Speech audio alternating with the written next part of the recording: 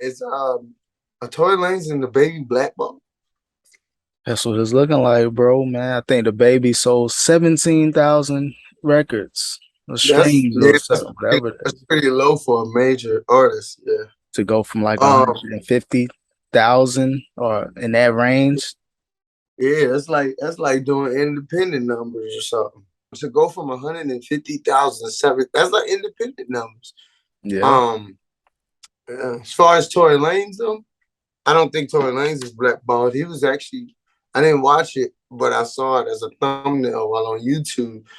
He was actually just had an interview on The Breakfast Club, so But definitely don't think he's blackballed. So just in the standpoint of playlisting, he's not really getting like playlisting like he was, before all that other stuff happened. mhm. So he might be blackballed in the sense, yeah, he still has a few relationships to where they got, like, think about it, Envy and Angela Yee got a lot of power at Power 105. So they can influence certain decisions, even though not every relationship is going to be able to bypass certain things. Yeah, Since he was more of a regular, you notice how Charlemagne, he wasn't there for that one. He's like, you know what, I'm gonna sit this one out. So certain little things, certain little chess moves that are being played, if you really look into it. Not saying that's what it was, but it's a coincidence. He was there for all the other 30 interviews over the last week, but he decided to take the hour or two off with Tory. But it's little things like that, but mainly the playlisting is the new blackballing. that's true though, because there's a lot of power in being on those playlists. I give you that. I can see both ways. Yeah, of course. It's levels to it. He just got more.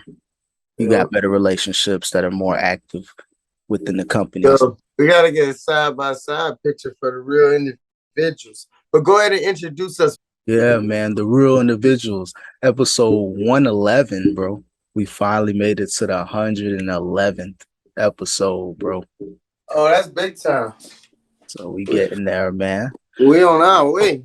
We on Yeah, our way, man. episode 111 though, man. But I want to shout out Tua Tagovailoa, bro.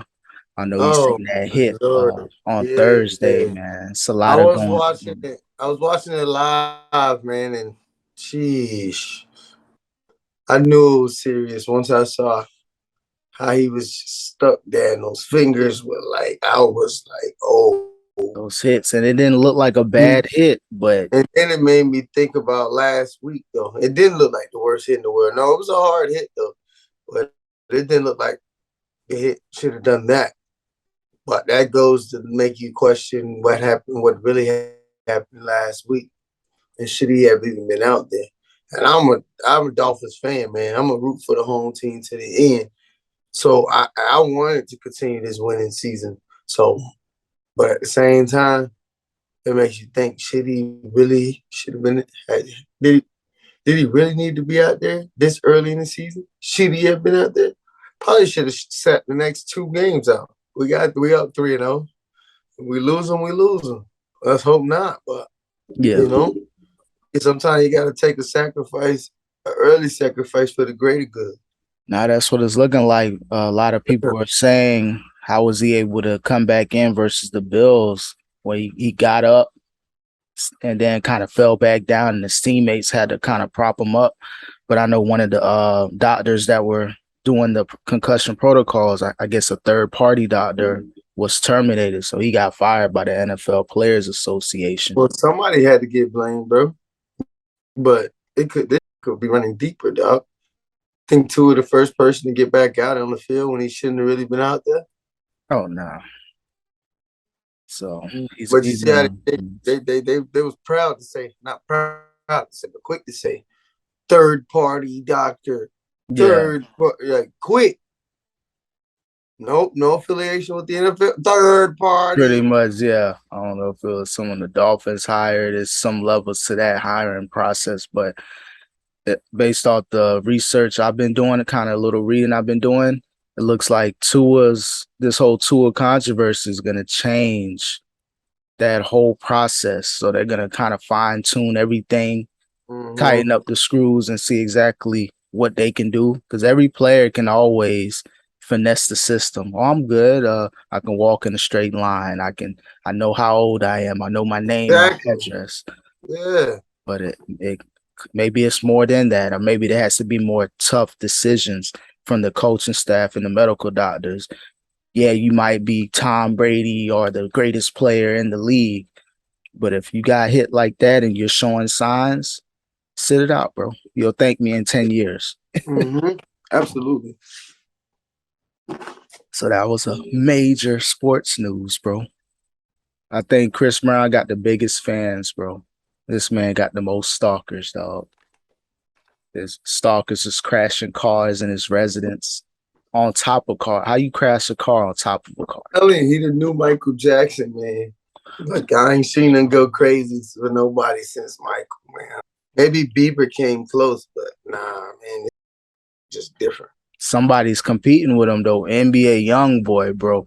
He got like his digital fans are crazy. Youngboy better on every I don't post. understand how they like that music is so like gritty. I don't understand how he like because he got like some real like old TikTokers and like Yeah, what? bro. How do y'all even like that? Like I'm not even saying it in no hating way. Like I don't even like some of that. It's like just too much. How Yeah. y'all vibing to this? It's So I don't know if he it'd be some real TikTokers. yeah, like he got a song, that same song you probably, I don't know the name of it, the walking or something like that, or some song like where they doing a dance to it. He taking over the streaming, bro. Like he got 5 billion streams. Bro, I know he had like a 12-year-old white girl in this video dance.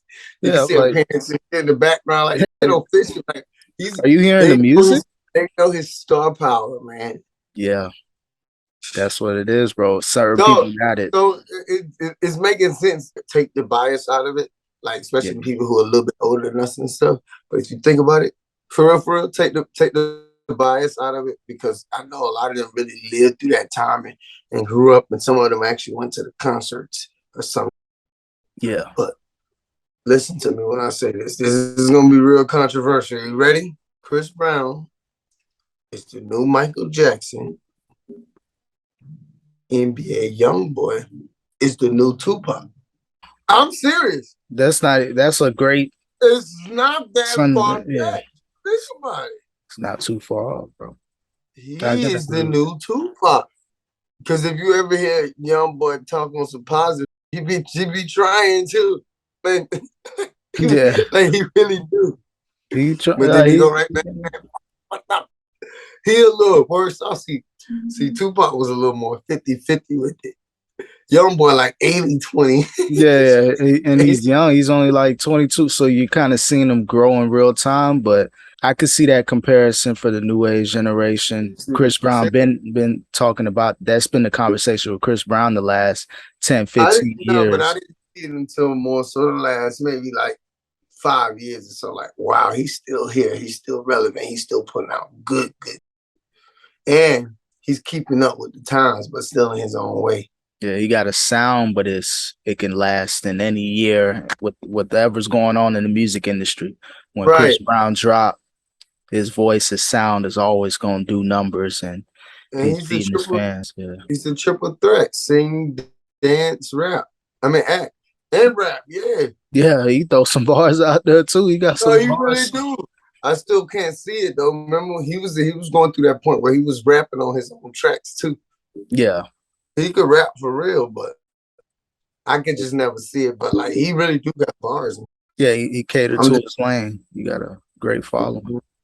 But speaking of music, though, and the influence, bro, the California governor, Gavin Newsom, signed a bill limiting the use of lyrics as evidence in criminal proceedings, meaning a lot of people moving to California so they can talk that talk on their raps, bro. So don't use it against me, dog. No, that's what's up. I think it's ridiculous anyway. But at the same time, I think if you know you're a target or think you're a target, don't even talk about it.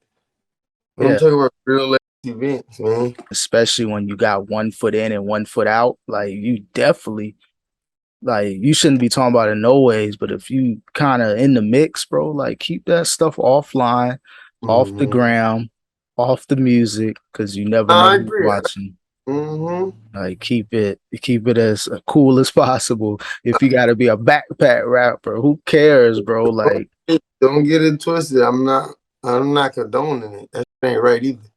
You know, yeah, whatever happened to freedom of speech, or we should start arresting actors. Every gangster movie I ever saw, everybody going, or every mafia movie, all that. We arresting everybody. I mean, since we just arresting artists, art is art.